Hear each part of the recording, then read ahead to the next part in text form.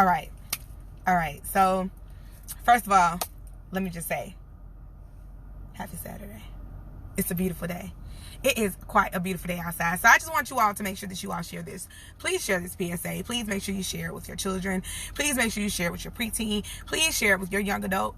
Because clearly this is something that, one, we already know they don't listen to us. Okay? We already know. They do not listen to their parents. Whatever we say just goes out, goes through one ear out the other. And they don't hear it until probably like 16 years later. Okay? So I remember telling my son specifically, don't ever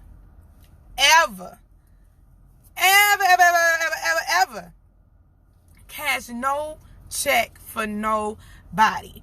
If your friend says, hey, I need you to cash a check for me, I need you to deposit this check, I need you to, you got a bank account? You say, no, my account overdrawn, I don't have one, no, my bank closed. No, you ain't got no checking account. So let me tell y'all this great story, all right? So last night, because my son's account is still connected to mine, I saw that he deposited a check. First of all, I knew something was wrong because I'm like, why were you depositing a check on this specific street? And you work on a totally different street. So I know that if you were going to work last night, that's not where you would have been depositing your check. And I know that you said that you had to go to work. So I trust that you actually went to work, first of all. But it's like, when did you get your check? And when did you have the opportunity to cash it? And then you done withdrew money. So what are you doing with this money that you withdrew from this check? At the time, I could not see the check.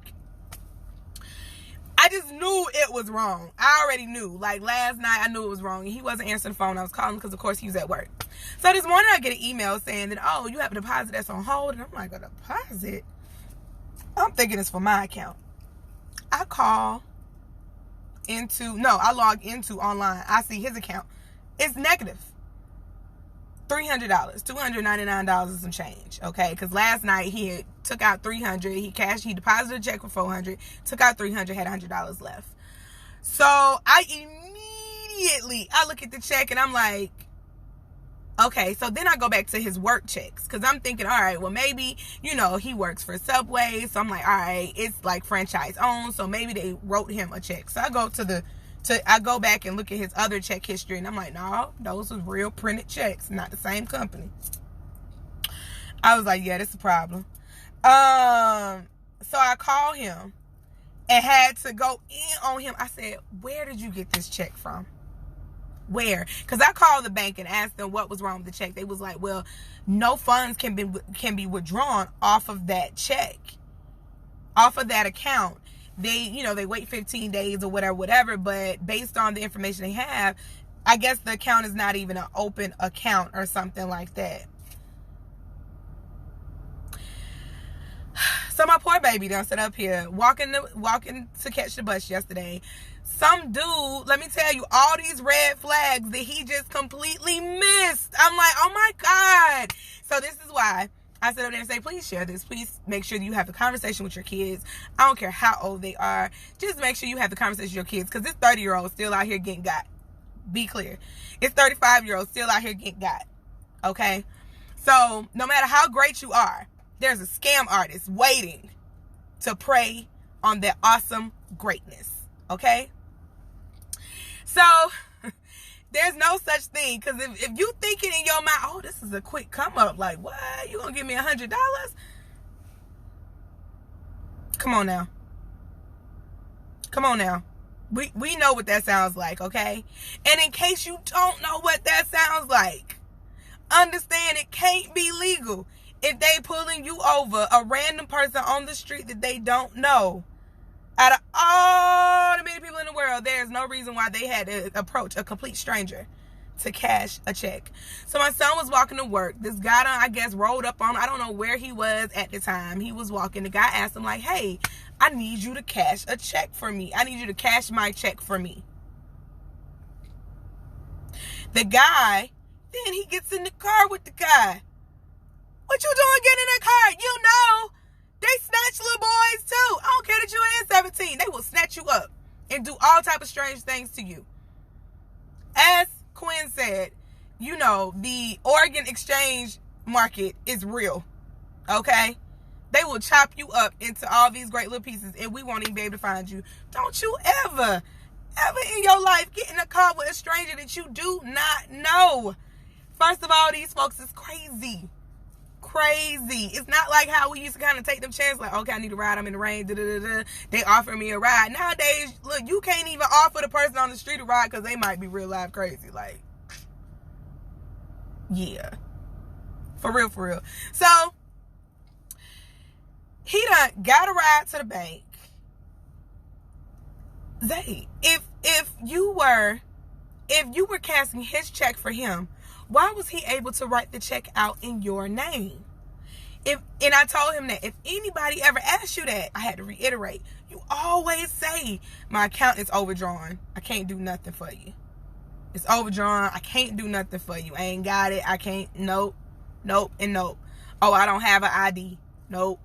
You know, like you those are things you just do not do. So I was not able to save my sister. My sister had got her friend gave her some check that she deposited. I said, how much money did they give you off of this? Because she don't tell us until after the fact. So we had a conversation because she needed her account to be able to catch Ubers. She wasn't able to catch Ubers no more or whatever like that because she didn't have a valid checking account. And so I was like, what you done did to your account? What type of fraudulent activity you done had happen with your account? Because I knew she had a bank account. And she was like, well, it's overdrawn and I didn't want to pay the money because it was too much and I just stopped it from going in there. So they closed my account because it was fraudulent.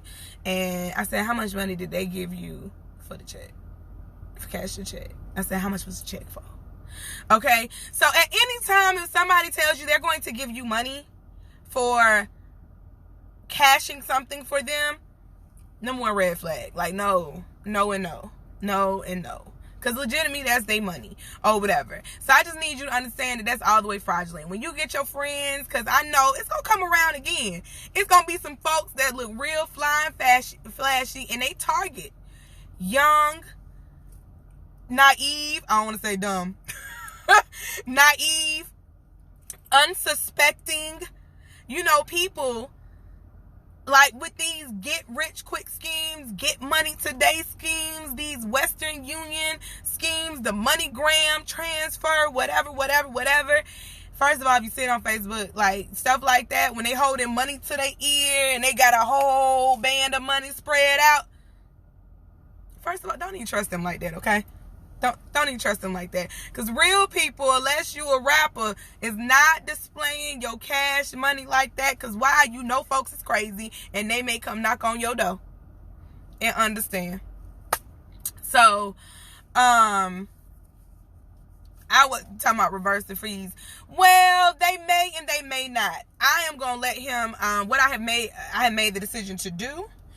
We're going to go up there and I'm going to let him explain it to them. They're not going to reverse the fees. That's $300 that he done gave somebody. He's going to lose this $300. So you're going to get your check and you're going to deposit into your account. Because why? You still need to make sure that you have a valid checking account. If you have your account closed for fraudulent activity, then, most banks will not grant you another opportunity for a while. And yes, there are ways around that. Let's be clear. You can go get you a Green Dot card. You can go get you a NetSpend card. But certain companies, when you try to go make purchases, they will not allow you to make those purchases using that type of card. You trying to go rent a car, they won't allow you to do that using those cards and stuff. Come on now. I'm just trying to help everybody in their life to not make the same mistakes that a lot of us have made being young and dumb and naive and looking for a come up. Okay? Like, I'm just saying. So please make sure that you share. Remind your children. Like, don't cash no checks for nobody. I don't care if it's your cousin, your uncle, your auntie. I'm not doing that. Where is your account? Like, why don't you have one? Where's your ID? You better go to a check cashing place where they take that good 6% of your check or however much that is for you to cash your check there. Like, for real. So there's no need for you to ever do that for anybody. If it's not your own child, if it is not a verifiable check and stuff, we not doing that. Okay? So no Western Unions, no MoneyGrams. Don't accept nothing from no stranger, one that you don't know. Don't accept nothing for your sketchy uncle, okay? Because your family will have you all the way darn near locked up on a humbug just because they trying to come up. All right? I'm just saying. Anybody ask you, hey, you got a checking account? No, it's overdrawn. Oh, girl, no. I got some stuff coming out. It's tied up right now. I don't want to talk about it. Like, I'm just saying. So let's just be clear. Let's just make sure our kids don't just be sitting over there tearing up their credit before they got real credit in the first place. Okay? So that's all I wanted to come. That is my PSA for today. It is life rule number 889. Like, yeah. Just make sure you share it. Make sure you remember to talk about it with your kids. Okay? Okay. Because why? Everybody needs their good, valid checking account. Yes, we can always stick money in the mattress. And yes, it's always great to have cash money. But you cannot use cash money for everything. Okay? Your checking account is like your online, it's your online money. It is your electric line of credit without it actually being credit. Okay? I'm just saying. All right? Help your little people out.